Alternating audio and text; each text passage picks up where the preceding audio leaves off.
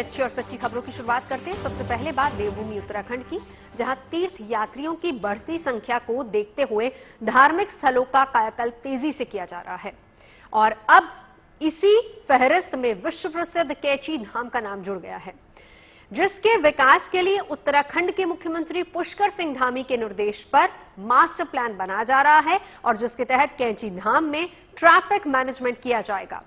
दिव्यांग श्रद्धालुओं को व्हीलचेयर, देशी विदेशी तीर्थ यात्रियों के लिए विश्राम गृह और फूड कोर्ट जैसी सुविधाओं का निर्माण भी किया जाएगा ताकि इस पवित्र धाम में आने वाले तीर्थ यात्रियों को किसी भी तरह की कोई परेशानी न हो।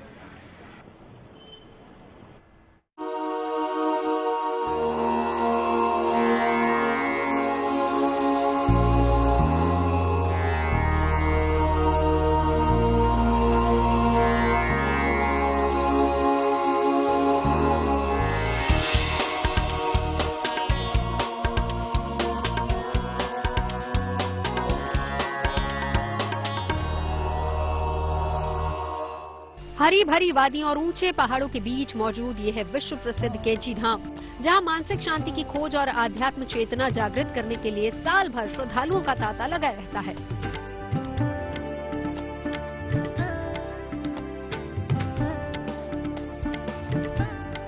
देश ही नहीं, विदेशों से भी लोग इस धाम में नीम करौली बाबा के दर्शन करने और उनका आशीर्वाद पाने के लिए खींचे चले आते हैं। चाहे खिलाड़ी हो या फिल्मी सितारे, राजनेता हो या फिर दुनिया के जाने माने कारोबारी, हर कोई श्रद्धा से कैची धाम के आगे शीश झुकाता है। बाबा नीम करौली का आश्रम कैची धाम लाखों करोड़ों लोगों के बीच में मशहूर है। हमने देखा है कि चाहे वो एप्पल के मालिक स्टीव जॉब्स हों या फेसबुक के मालिक मार्क जकरबर्ग, आमतौर पर मशहूर लोग भी कैची धाम आते हैं और यहाँ अपने मन की मुराद पूरी करने के लिए बाबा नीम करौली का आशीर्वाद लेते हैं, उनसे मन्नत मांगते हैं। और देखा गया है जिस तरीके से अभी हाल ही में विराट कोहली भी पिछले साल कैची धाम आए थे।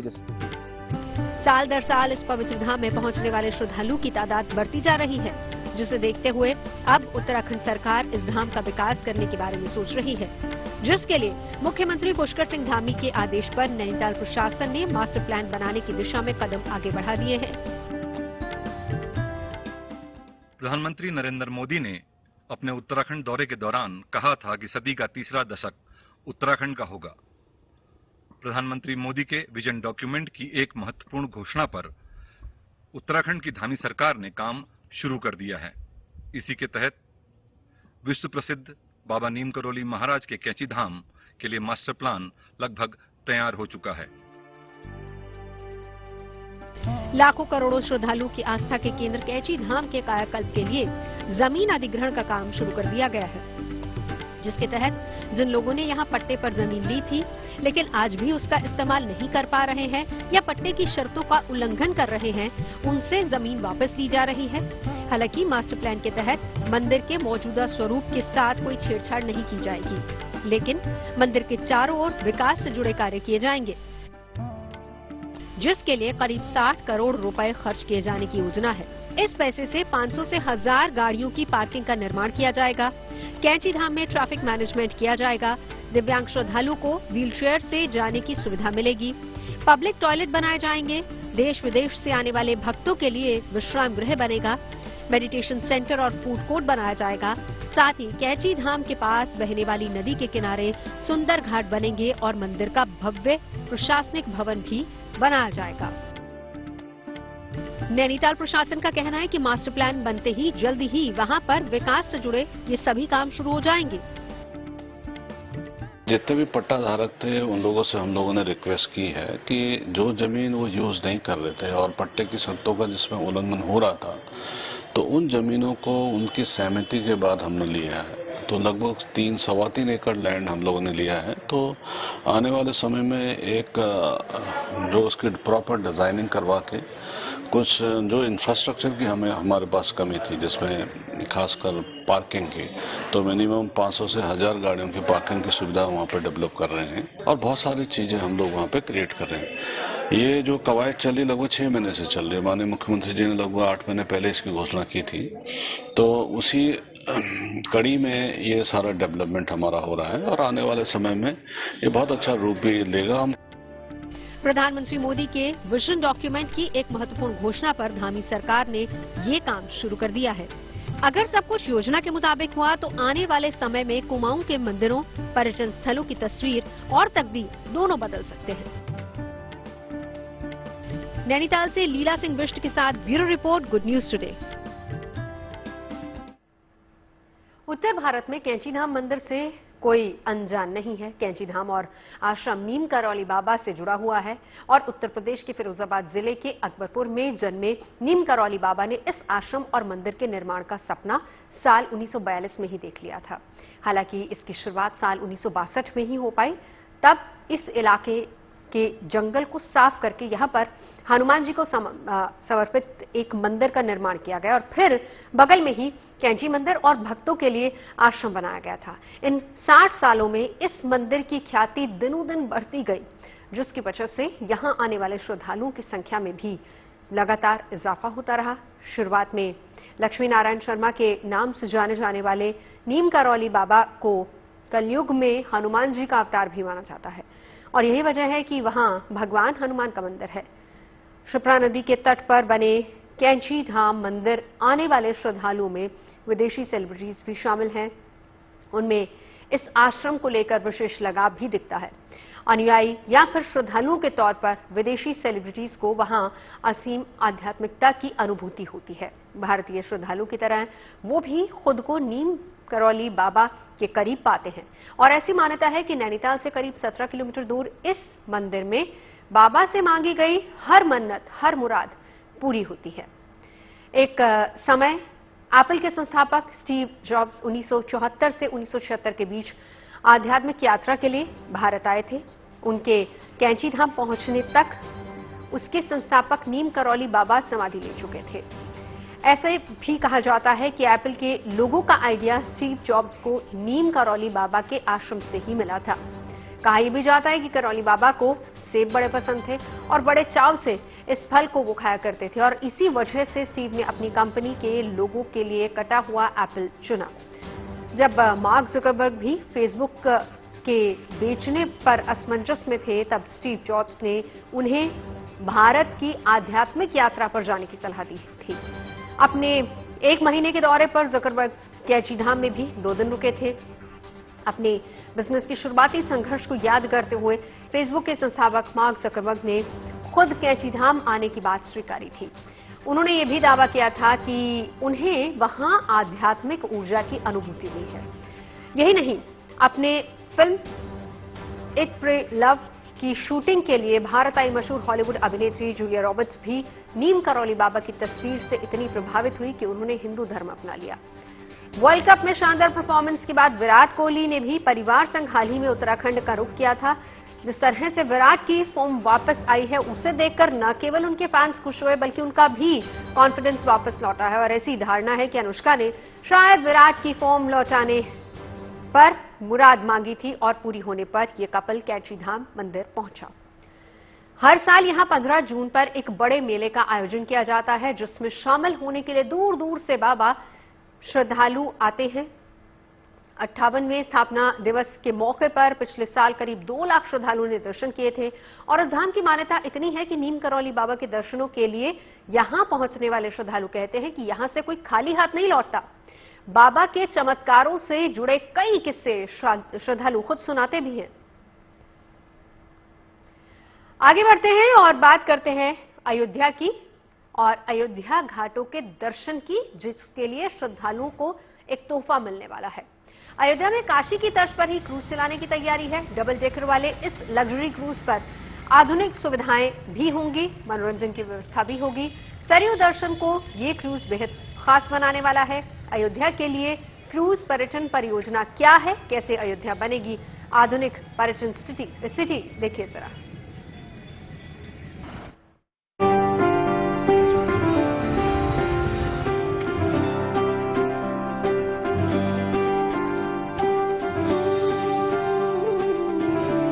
अयोध्या नगरी को राम भक्तों के लिए संवारने की तैयारियां जोरों पर हैं। देश विदेश से पहुंच रहे पर्यटकों के लिए राम नगरी का कायाकल्प किया जा रहा है। पर्यटन को बढ़ावा देने के लिए अयोध्या में विश्व स्तरीय विकास किया जा रहा है। इस मास्टर प्लान में क्रूज पर्यटन परियोजना है, जिसके तहत अयोध्या में श्रद्धालु क्रूज में बैठकर घाट के दर्शन कर सकेंगे। इससे पहले योगी सरकार काशी में क्रूज की शुरुआत कर चुकी है। डबल डेकर क्रूज ने पहले काशी की शोभा बढ़ाई, पर्यटकों के लिए काशी में नया आकर्षण का केंद्र बनाया और अब ऐसा ही क्रूज अयोध्या में पर्यटकों को रामनगरी की सांस्कृतिक और आध्यात्मिक यात्रा करवाएगा। सरयू भ्रमण के दौरान क्रूज में श्री राम के जीवन से जुड़े दृश्य दिखाए जाएंगे। श्रद्धालुओं को श्री राम के भजन सुनाए जाएंगे। प्रशासन का दावा है कि राम मंदिर बनने से पहले ही अयोध्या में श्रद्धालुओं के लिए डबल डेकर क्रूज की शुरुआत कर दी जाएगी। क्रूज को जल्द से जल्द तैयार करने के लिए तैयारियां जोरों पर हैं। अयोध्या के गुप्तार घाट पर सरयू किनारे वर्कशॉप तैयार की जा रही है, जहां केरल से क्रूज के पार्ट्स पहुंच रहे हैं। इन पार्ट्स को जोड़कर क्रूज का निर्माण होगा। ये क्रूज डबल डेकर होगा, यानी कि इस पर 2 फ्लोर होंगे। इसके फर्स्ट फ्लोर डेक पर 72 से 100 लोगों के बैठने की व्यवस्था होगी और दूसरे फ्लोर को पूरी तरह से खाली रखा जाएगा। यहाँ श्रद्धालु खड़े होकर सरयू नदी का आनंद ले सकेंगे और इसकी लंबाई 26 मीटर और चौड़ाई 8.3 मीटर होगी। इस क्रूज की खास बात यह है कि ये पर्यावरण फ्रेंडली होगा। मतलब ये है कि क्रूज ईंधन की जगह सोलर पैनल से चलाया जाएगा। ये क्रूज भगवान राम की गुप्त स्थली यानी गुप्तार घाट से सरयू के नए घाट तक जाएगा। पूरा सामान केरला से आना पड़ेगा। उसका मटेरियल भी उसका मोल्ड भी सब केरला से आना पड़ेगा और 100 पैक्स का वेसल है पूरा। इसमें बेडरूम है, क्रूज के लिए bedroom, toilet, 100 pax seating capacity for passengers. ऐसा है 26 meter long and 8.3 meters breadth. Double decker है पूरा। फर्स्ट डेक में पूरा सीटिंग कैपेसिटी है, सेकंड डेक में पूरा ओपन स्पेस है। पर्यटन को बढ़ावा देने के लिए इस क्रूज में पर्यटकों के लिए कैंटीन समेत सारी सुख सुविधाओं का खास ख्याल रखा जा रहा है। इसमें श्रद्धालुओं के लिए आधुनिक सुविधाओं से लेकर मनोरंजन तक का खास इंतजाम होगा। एक रेस्टोरेंट भी होगा और उसमें प्रसारण भी होगा। कुछ चीज़ें होगी जो दिखाई जाएगी, जो रामायणकालीन जो वृत्तांत है उसको सुनाया जाएगा, दिखाया जाएगा। तो ये एक है अवधारणा है जिसको कार्य रूप में परिणत करने का प्रयास किया जा रहा है। और गुप्तार घाट में जो हम लोग का डेवलपमेंट चल रहा है और नया घाट में डेवलपमेंट चल रहा है, सब कनेक्ट हो जाएगा तो काफ़ी बेहतर रिजल्ट आएंगे उसके। अयोध्या में double decker cruise project green energy पर आधारित है। ये पूरी तरह से सौर ऊर्जा से चलने वाला क्रूज है। इसके लिए ग्रीन एनर्जी कंपनी को काम सौंपा गया है। सौर ऊर्जा संचालित क्रूज होगा और यही है कि सोलर एनर्जी, ग्रीन एनर्जी से हम लोग जो कंपनी है वो चलाएगी क्रूज। और इसको हम लोगों ने दीपोत्सव से पहले का टारगेट रखा है कि दीपोत्सव से पहले ये स्टार्ट हो जाए तो ये एक अच्छा रहेगा। और श्रद्धालुओं के लिए भी नया घाट से गुप्तार घाट के लिए जाने के लिए एक सुगम मार्ग होगा और घाटों का अवलोकन कर सकते हैं श्रद्धालुगण हमारे। और घाट के किनारे जो जो हमारे स्थल हैं उसको देख सकते हैं, अवलोकित कर सकते हैं। तो ये काफ़ी अच्छा रहेगा प्रयास, उससे टूरिज्म भी बढ़ेगा और काफ़ी बड़े संख्या में श्रद्धालु इसका अवलोकन कर सकते हैं। प्रशासन की कोशिश है कि इस प्रोजेक्ट को इस साल ही दीपावली से पहले पूरा कर लिया जाए ताकि राम भक्त दीपोत्सव से इसका लुत्फ उठा सके। अयोध्या के विकास और विस्तार में पर्यटन के लिहाज से ये योगी सरकार का एक बड़ा कदम है। अयोध्या से बनवीर सिंह के साथ bureau report, good news today. Ayodhya में राम मंदिर को जोर शोर से तैयार किया जा रहा है। अगले साल तक मंदिर में पूजा पाठ शुरू होने की संभावना है। वहीं दूसरी तरफ बिहार के सीतामढ़ी में माता सीता की प्रतिमा स्थापित करने की भी तैयारी चल रही है और इसके लिए रामायण रिसर्च काउंसिल को जमीन भी मिल गई है। प्रशासन का दावा है कि इस कार्य के शुभारंभ पर भूमि पूजन प्रधानमंत्री मोदी या फिर राष्ट्रपति के हाथों कराया जा सकता है। सीतामढ़ी में माता सीता की प्रतिमा करीब 251 फीट ऊंची होगी, जिसके लिए 30 एकड़ भूमि का आवंटन किया गया है। ये पूरा एरिया सीता तीर्थ क्षेत्र के तौर पर विकसित किया जाएगा। माता सीता की प्रतिमा पर ज्यादा जानकारी के लिए मेरे सहयोगी शशि भूषण ने राम मंदिर तीर्थ क्षेत्र के ट्रस्टी कामेश्वर चौपाल से बात की।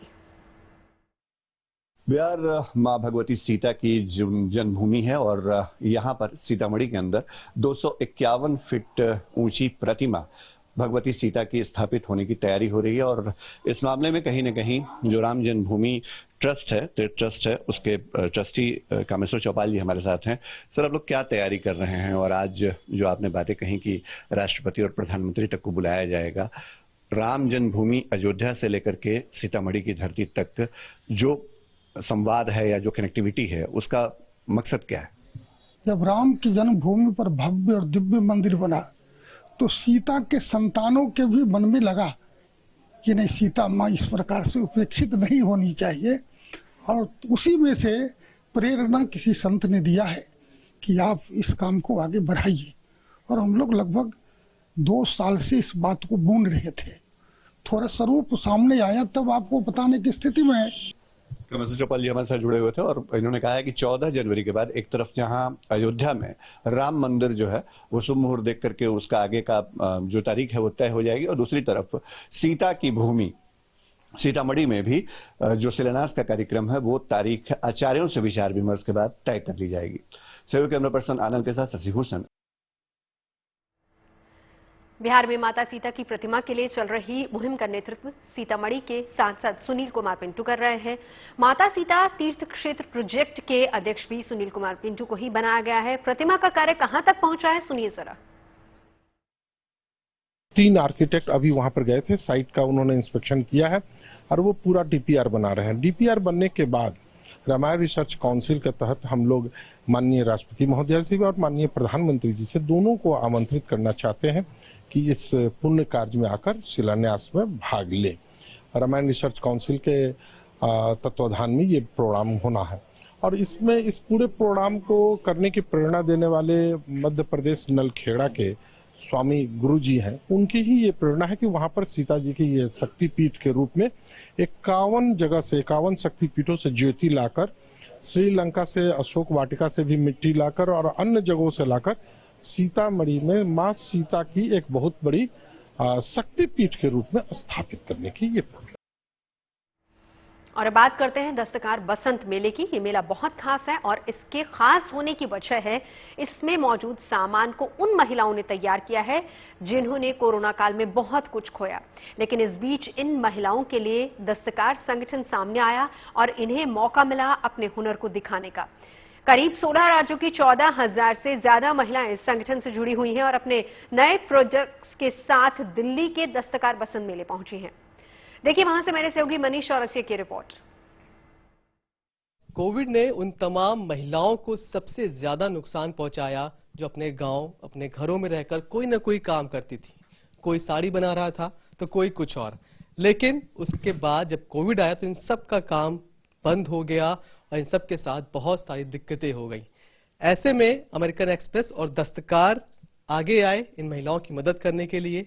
पहले जब तक कोविड रहा इनके घर तक राशन पहुंचाया गया और उसके बाद इन्हें स्किल्ड करके इनके काम को एक नई पहचान दिलाई। इन्हें बहुत सारे बड़े डिजाइन से मिलवाया और नई नई डिजाइन तैयार करवाई। आज ये वक्त है जब ये सब अपने डिजाइन्स लेकर मार्केट में उतरी हुई हैं और एक बार फिर से नई शुरुआत करने के लिए तैयार हैं। सब मिला के 1600 औरतों को मदद मिली। पहले तो कुछ भी नहीं बनाती थी, लेकिन एक्ट के साथ जुड़ने के बाद मैंने न्यूज़पेपर का प्रोडक्ट स्टार्ट किया। तो मैं अभी तो सारा प्रोडक्ट बना लेती हूँ, लेकिन एक पेपर से, एक रद्दी से हम इतना कुछ बना लेते, वो कभी सोचा नहीं था।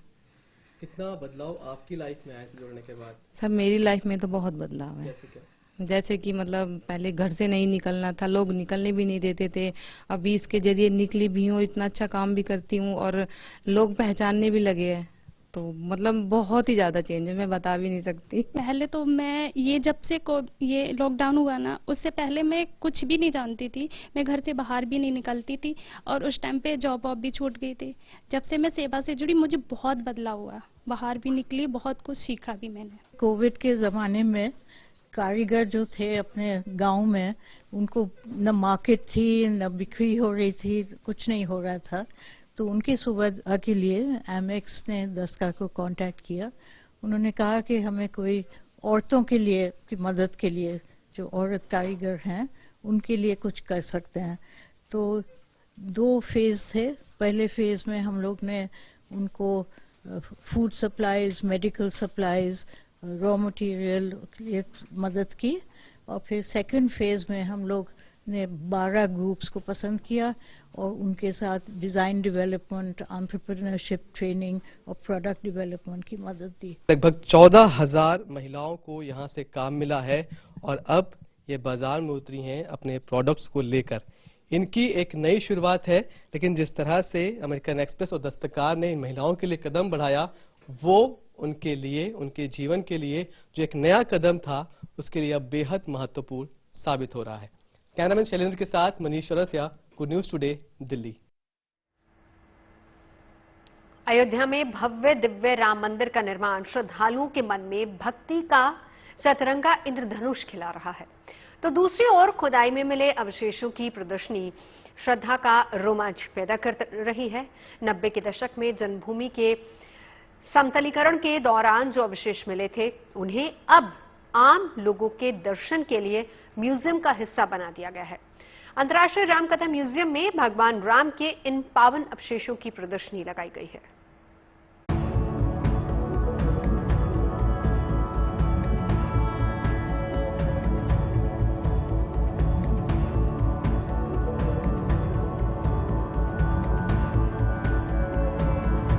अयोध्या में राम जन्मभूमि की लेबलिंग के दौरान मिले प्राचीन पावन अवशेषों को श्रद्धालुओं के लिए सुलभ कर दिया गया है।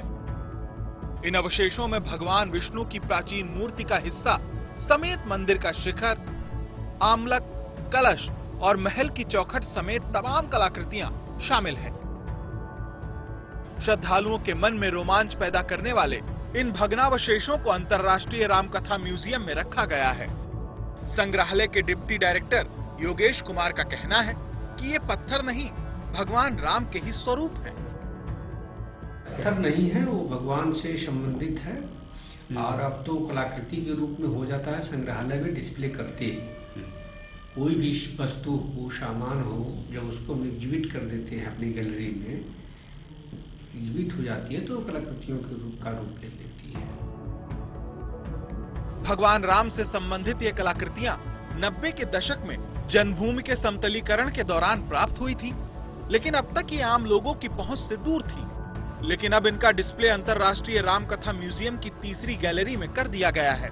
इस संग्रहालय का निर्माण साल 2015 में किया गया था।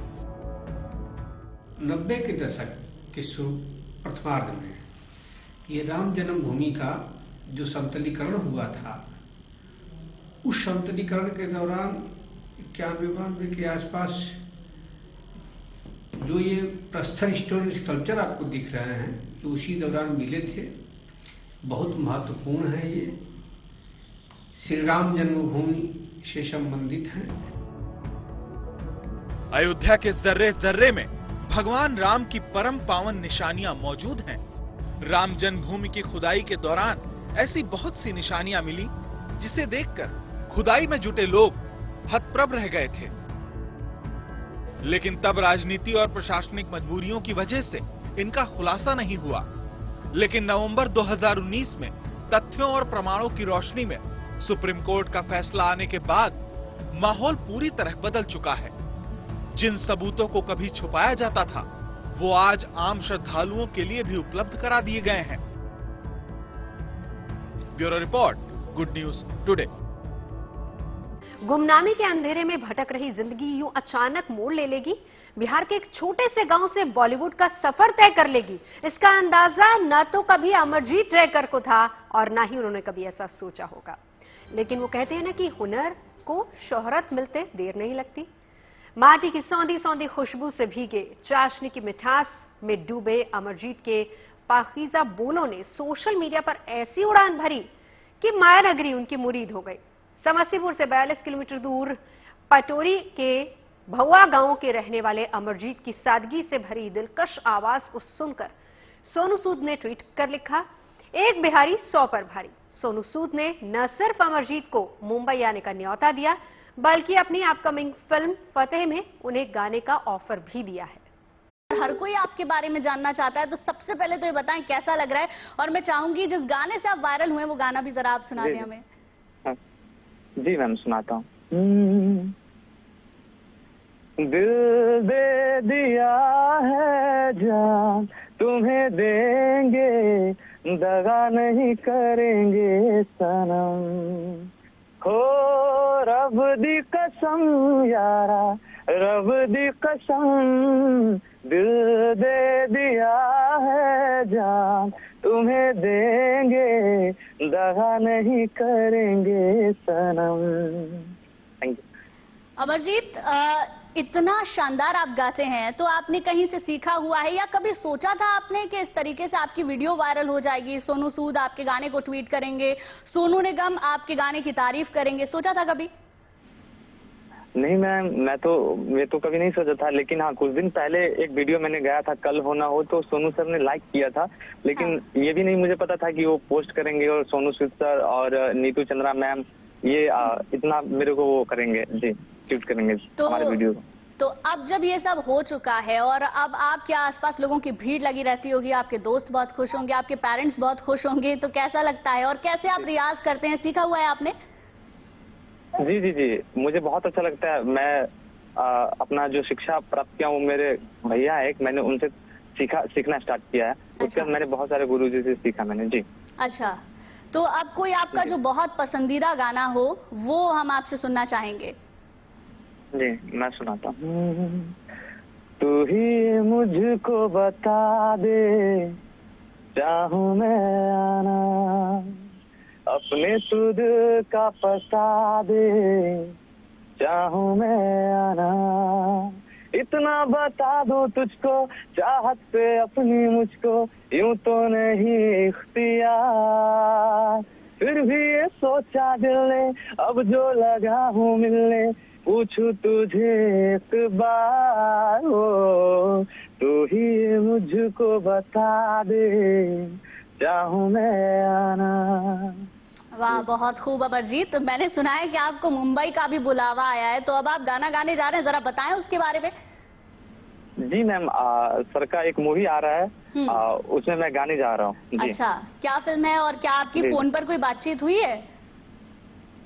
जी जी, सर से मेरी बातचीत तो नहीं हुई, लेकिन सर के टीम से मेरी बातचीत हुई है। अच्छा, तो जी मैम, तो उसके लिए मुझे बुलाया गया है। मैं हो सकता है तो मैं निकलूंगा 27 को। यानी कि अब आप सोनू सूद से मिलने के लिए जाएंगे 27 तारीख को और वहां पर अपनी रिकॉर्डिंग करेंगे और उसके बाद वापस आएंगे। आपने कभी सोचा था अमरजीत कि फिल्मों में इस तरीके से गाने का मौका मिल जाएगा, बिना किसी रिकॉर्डिंग के आप गाते हैं, बिना किसी फिल्टर के गाते हैं, बिना किसी स्टूडियो माइक के गाते हैं, कभी सोचा था कि ऐसे वायरल होंगे? नहीं मैम, मैंने नहीं सोचा था, और मुझे लग रहा है मूवी का नाम है फतेह, मुझे लग रहा है कि कुछ जरूर स्पेशल सॉन्ग होगा, तो मुझे बहुत खुशी मतलब हो रही है अंदर। अच्छा। कि मैं उस चीज को अच्छा से निभा भी पाऊंगा या नहीं निभा पाऊंगा, लेकिन कोशिश करूंगा मैं पूरा निभाऊं, उस गाने के साथ मैं पूरा ये करूं। आप कोई बढ़िया सा गाना एक बार और सुना दीजिए, पुराना गाना, क्योंकि मुझे लगता है आपने शिवल्ली जब गाया तब वायरल हुआ, और आप जिस अंदाज में गाते हैं, मतलब आप टूथब्रश कर रहे हैं तो भी आप इतना सुरीला गा लेते हैं, कैसे कर लेते हैं आप ये? बस मैम, आशीर्वाद है माता रानी का, बस कर लेते हैं जी। आपने पुराना सॉन्ग का जिक्र किया। जी जी। लग जा गले के फिर ये हंसी रात हो न हो, शायद फिर इस जन्म में मुलाकात हो न हो, लग जा गले से। वाह, इतना मुश्किल और इतना प्यारा गाना है, इतनी खूबसूरती से आपने निभाया। अच्छा अमरजीत, आपका फेवरेट सिंगर कौन है? क्योंकि अब आप धीरे धीरे सबके फेवरेट, कुछ के हो चुके होंगे, कुछ के होने वाले होंगे, लेकिन अमरजीत का फेवरेट कौन है?